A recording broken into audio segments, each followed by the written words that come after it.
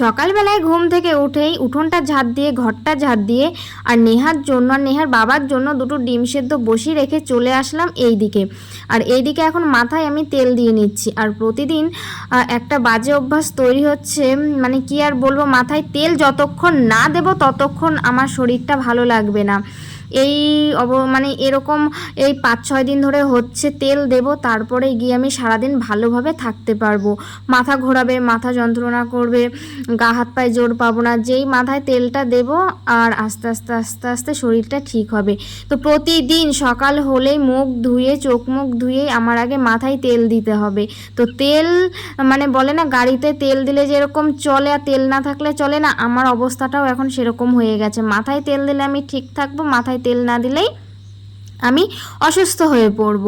তো চলো বন্ধুরা, আজকে সকাল সকাল ব্লগটা আমি শুরু করলাম। আর এখন ঘড়িতে বাজে 8:45। আর দেখো তোমাদের সাথে আরেকটা জিনিস শেয়ার করে দিলাম। আগে যে ঘড়িটা ছিল সেটা না খারাপ হয়ে গেছে। তো নেহার বাবা এই ঘড়িটা না নিয়ে এসেছে। তো ঘড়িটা কেমন হয়েছে তোমরা একটু কমেন্টে জানিও।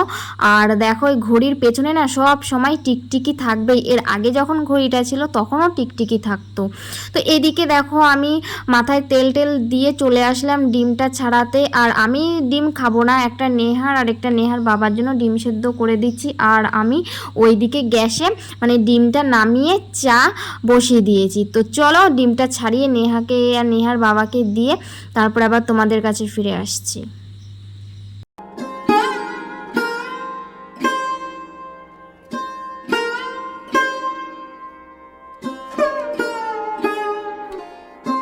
শুভ সকাল আমার মিষ্টি মিষ্টি বন্ধুরা। গাইঘাটারি ছোট্ট গ্রাম থেকে আমি টগরি তোমাদের সামনে নিয়ে আসলাম মিষ্টি মিষ্টি সকালে টোস্ট আর লাল চা নিয়ে। তোমরা কেমন আছো? আশা করি ভালোই আছো আর সুস্থ আছো। আর আমি তোমাদের আশীর্বাদে ভালো আছি।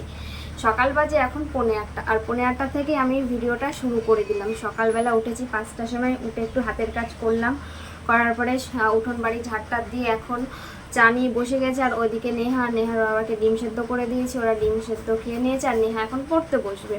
তো যাই হোক, আজকে সকালটা এইভাবে শুরু হলো। আকাশে প্রচুর মেঘ, জানি না কখন বৃষ্টি হবে। তো এই যে টোস্ট দিয়ে এখন সকালের চাটা শুরু করছি, তারপরে বসবো কাজে। আর আজকে নিতে আসবে ব্লাউজ, প্রচুর চাপ আজকে মাথায়। তো চলো তোমরা কেউ ভিডিওটা স্কিপ না করে পুরো ভিডিওটা দেখতে থাকো। আজকে সারাদিন কি করি, কি তোমাদের সাথে কতটা শেয়ার করতে পারি। তো চলো তোমরা পাশে থাকো, দেখতে থাকো।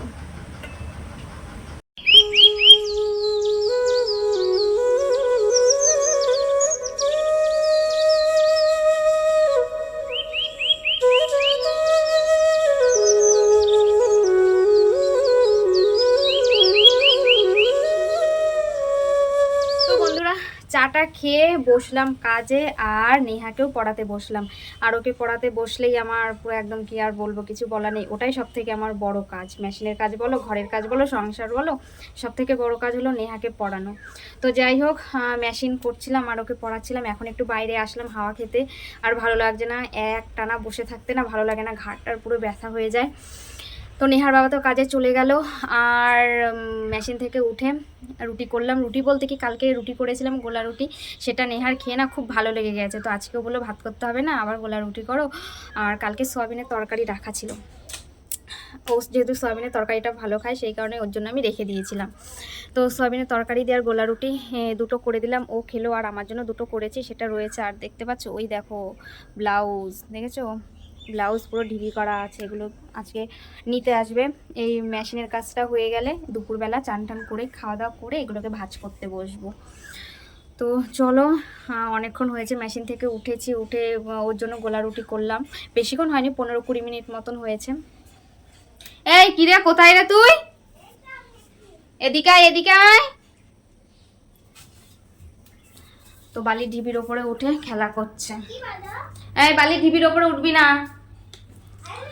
তো এখন কাজে বসবো। আর দেখো আজকে ঘরের কোনো কাজবাজ কিছুই হয়নি, না হয়েছে ঘরের কাজ, না হয়েছে রান্নার, এদিকে কোনো কিছুই হয়নি। শুধু সকালবেলা গ্যাসটা মুছে চাটা খেয়ে কাজে বসেছিলাম আর নেহাকে পড়াচ্ছিলাম। তো এখন উঠলাম, উঠে ওর জন্য রুটি করে দিলাম। আর আমিও এখন খাবো, খেতে বসবো, না খেলে হবে না।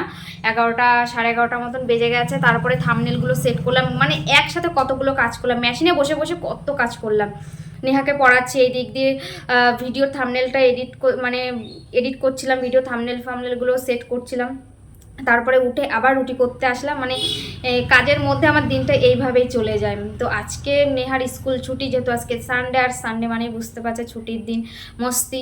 তো আমার আর নেহার ক্ষেত্রে কোনো মস্তিই নেই, আমার আরও কাজের চাপ। আমার 365 দিন আমার কাজের চাপ থাকে।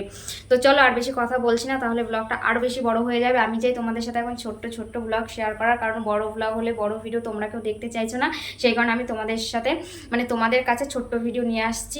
এই 8-9 মিনিটের মধ্যে 24 ঘন্টায় কী করি সেটাই তোমাদের একটু করে শেয়ার করছি। তো ওই দেখো আমি ওখানে রুটি আর সয়াবিনের তরকারি ওখানটায় রেখে দিয়েছি, এখন খেতে বসে।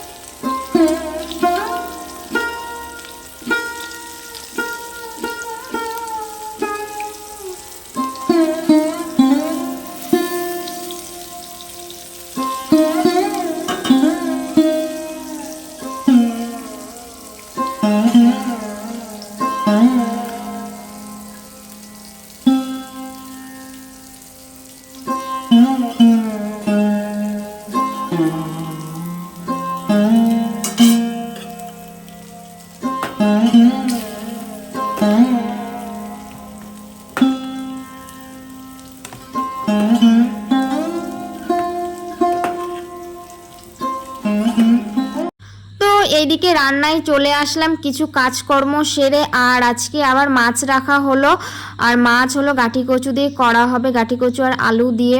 তো অন্যদিন গাঁটি কচু আমি ভেজে নিই, আজকে কি মন হলো একটু ভাপিয়ে নিচ্ছি।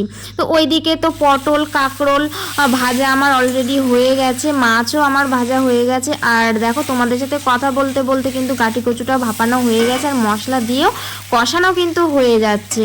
তো আগে কিন্তু যখন বিয়ে হয়নি তখন আমার মা কিন্তু গাঁটি কচু আগে এরকম ভাপিয়ে নিত, কিন্তু শ্বশুরবাড়িতে এসে দেখতাম যে একেবারে ফোড়ন টোড়ন দিয়ে তারপরে কচু আলু টালু দিয়ে ভেজে নিয়ে তারপরে মশলা দিয়ে কষিয়ে রান্না করতো। তবু আমি এরকমভাবে এখানে এসে শিখেছি, কিন্তু হঠাৎ করে আজকে মনে হলো যে আগের আইটেমটা একটু রান্না করি।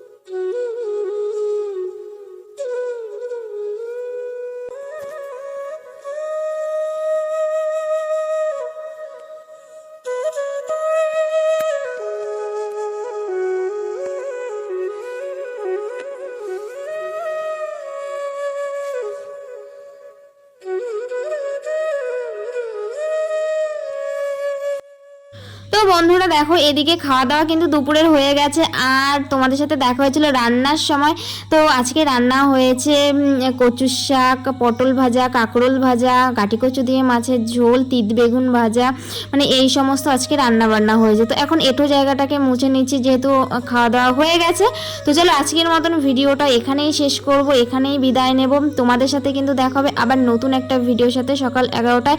ততক্ষণে সবাই আমার পাশে থেকো আর একটু সাপোর্ট করো। টাটা।